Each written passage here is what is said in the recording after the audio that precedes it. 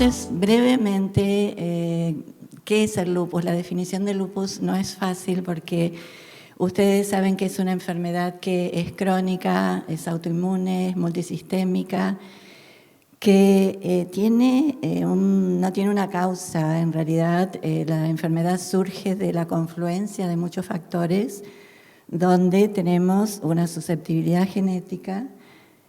A ver si me ubico para marcar. Bueno. Directamente, perdón, pensaba que era como... una susceptibilidad genética. Ya el doctor Bernardo Ponce-Estel habló sobre este tema, a la cual se agregan los factores ambientales que van a interactuar a nivel epigenético para producir cambios en la expresión de genes que van a llevar a un desbalance en el sistema inmune. Básicamente, para hacerlo muy simple, es muchísimo más complicado, pero el lupus es una pérdida de tolerancia a lo propio.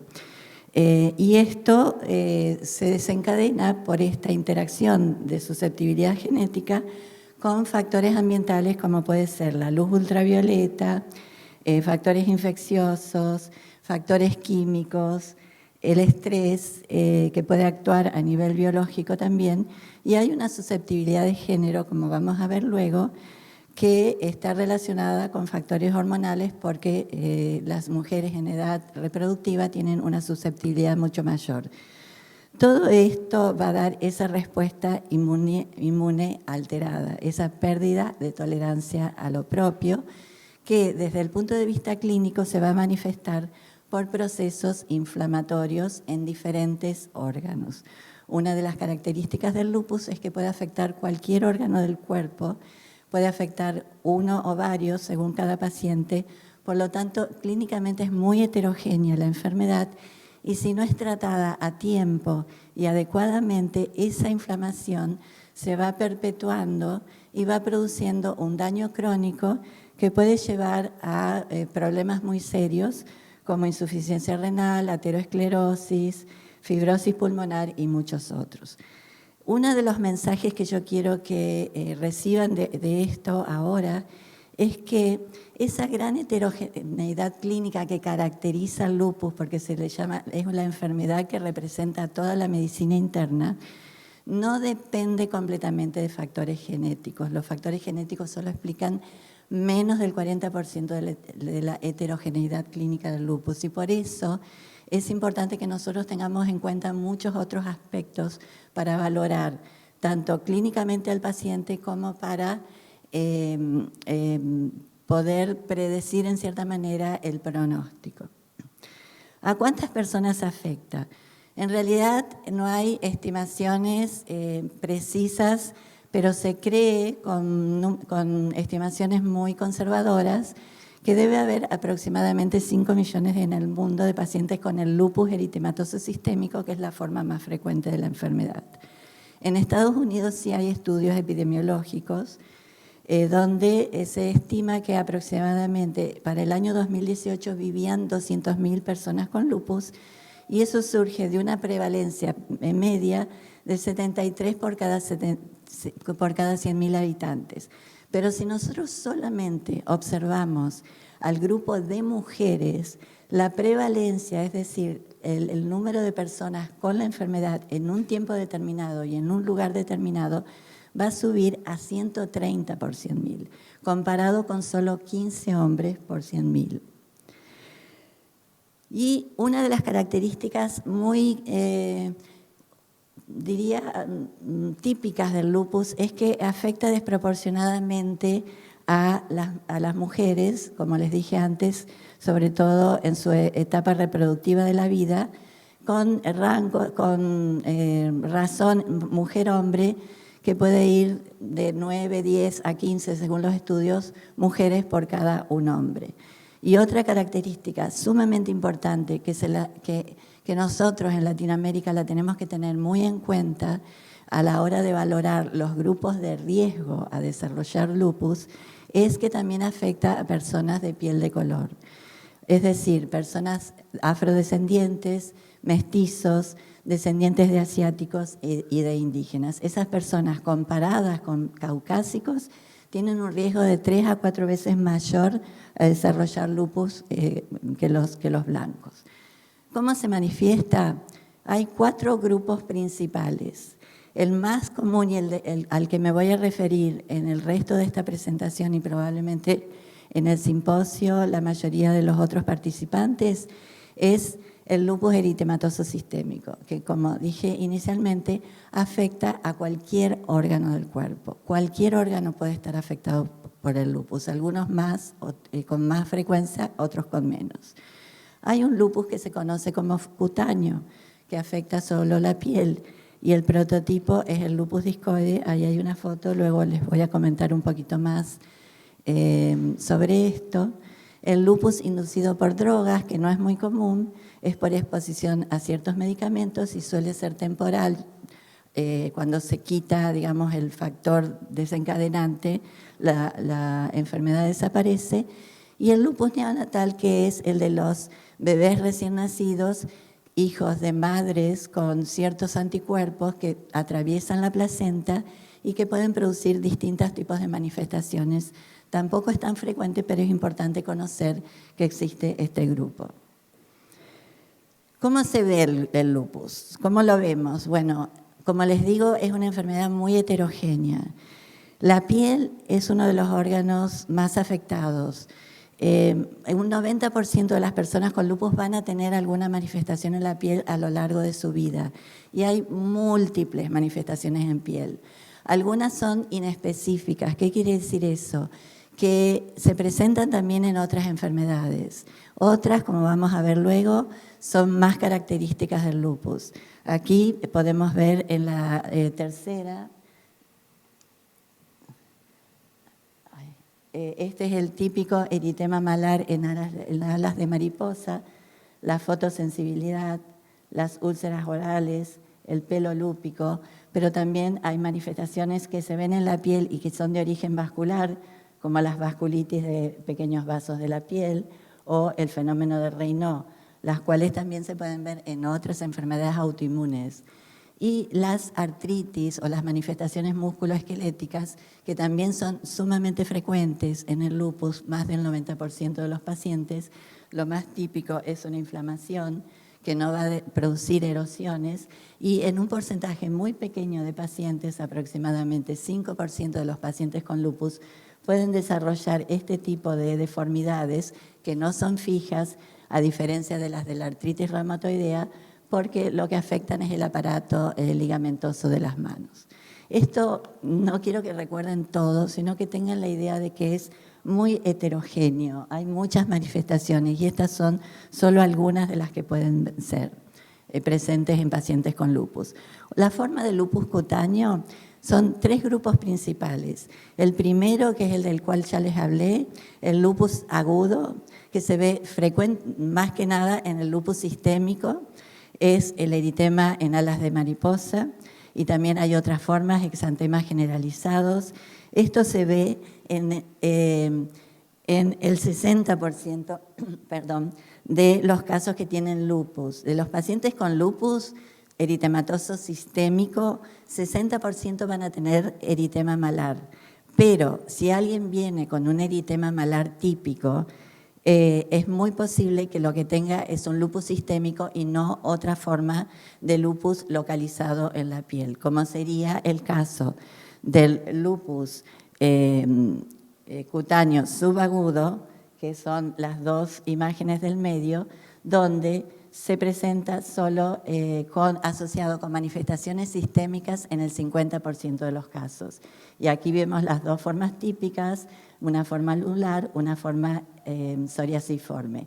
Como ven, son procesos inflamatorios de la piel. Y el tercero, que es el cutáneo crónico, cuya forma más frecuente es el lupus discoide, que tiene también una predilección por personas de piel de color y que deja cicatrices y deja alopecia permanente y atrofia de la piel. Esto se ve mucho más frecuentemente aislado, localizado solo en la piel y menos frecuentemente asociado a manifestaciones sistémicas. Pero son todas formas de lupus cutáneo, más específicos que otras formas de compromiso cutáneo. Por dentro, gran variedad de manifestaciones. No voy a detenerme en esto, simplemente mencionarlas, desde serositis, con o sin derrame, infartos cerebrales, atrofia cerebral, anemia hemolítica con esferocitosis, glomerulonefritis, solo para mencionar algunas. Y hay otra tipo de manifestaciones de lupus que se llaman las manifestaciones intangibles, a las cuales los pacientes le llaman el lupus invisible, que es el dolor, la fatiga, la depresión y problemas de memoria. Estas las tenemos que tener en cuenta porque obviamente son manifestaciones que se pueden ver en múltiples enfermedades, pero que también se presentan en el lupus y por lo menos nos tienen que hacer pensar en la enfermedad si están asociadas a una manifestación sistémica y si están en personas de los grupos de alto riesgo. La enfermedad cursa con periodos en donde el sistema inmune está muy alterado, que nosotros llamamos actividad, es cuando se produce el ataque inmunológico y la inflamación, que se alternan muchas veces con periodos de quietud o remisión. El patrón más característico es el primero que se ve arriba a la izquierda, donde hay un brote o un periodo de actividad seguido de remisión y así a lo largo del curso de la enfermedad. Pero hay otros patrones también, y esto es para darles la idea de que en el lupus nada es 100%. Hay gran variabilidad en todos los aspectos de la enfermedad. Y la conclusión también es que la enfermedad es muy difícil de diagnosticar.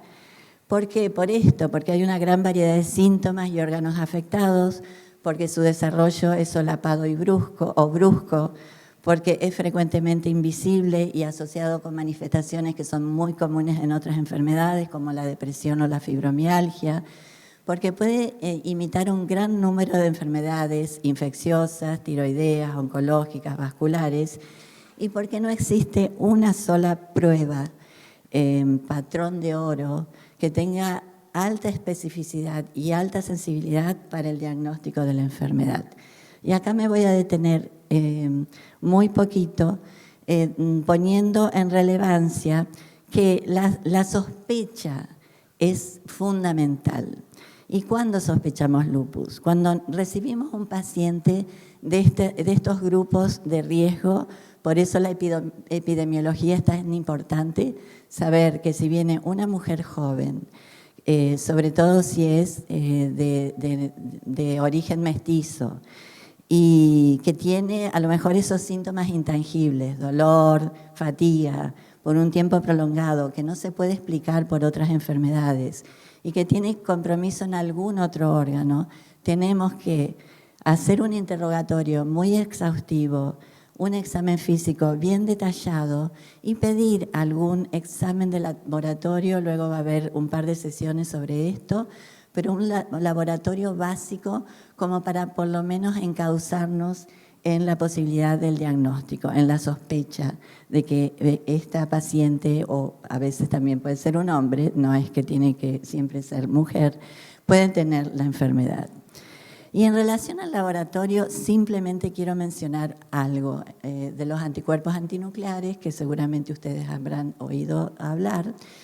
Estos anticuerpos se ven en 95% de los pacientes que tienen lupus. Son altamente sensibles, pero estos anticuerpos, un anticuerpo ANA positivo no es diagnóstico de la enfermedad, ya que los ANA positivos se pueden ver en no miles, pero muchísimas decenas de enfermedades, incluso en la población sana. Acá hay un listado de algunas de las enfermedades que pueden tener ANA positivo, y muchas de ellas tienen síntomas parecidos al lupus. Por eso el diagnóstico es tan difícil. Pero el acercamiento del clínico es fundamental, porque una vez que hay una sospecha, ya se puede proceder a los pasos siguientes, que es la derivación del paciente. ¿Qué pasa en América Latina?